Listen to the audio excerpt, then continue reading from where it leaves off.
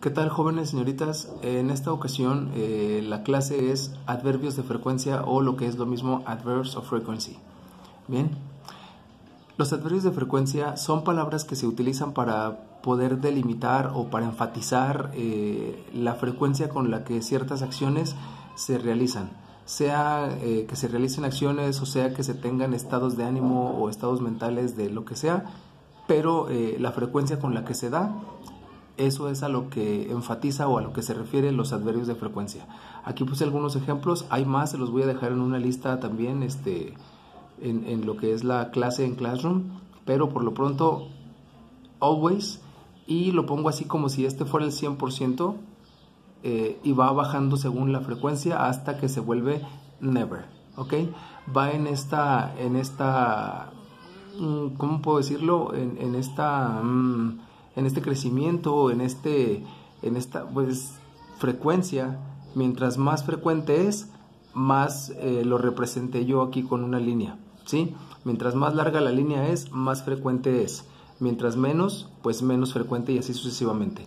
Voy a leerlos para que ustedes vean también las pronunciaciones de cada una y espero que las digan conmigo. Always, usually, normally or generally, often, frequently, sometimes, occasionally, seldom, hardly ever, rarely, never.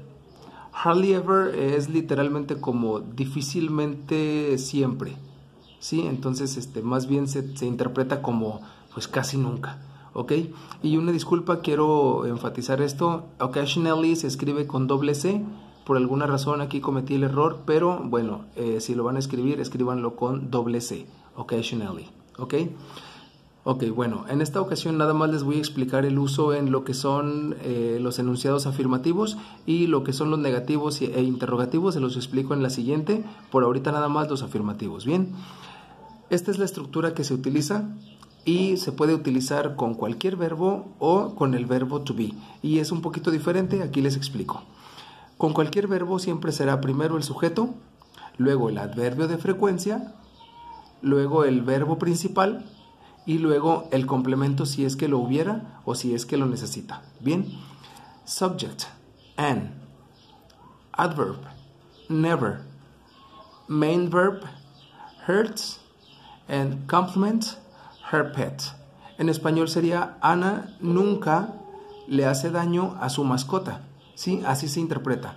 Anne never hurts her pet, ¿ok? Anne never, o sea, sujeto y adverbio.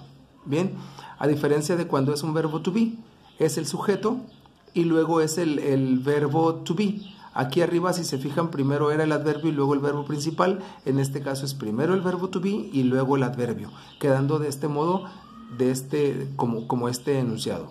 You are, el sujeto sería you, el to be sería el are, el adverbio sería always y su complemento, igual que antes, si lo necesita, es happy. El complemento en esta ocasión puede ser un estado, una emoción, un pensamiento o algo así, o una acción, ¿ok? Como ejemplo de lo primero es, el sujeto sería you, el to be el are, el adverbio el always y el complement happy.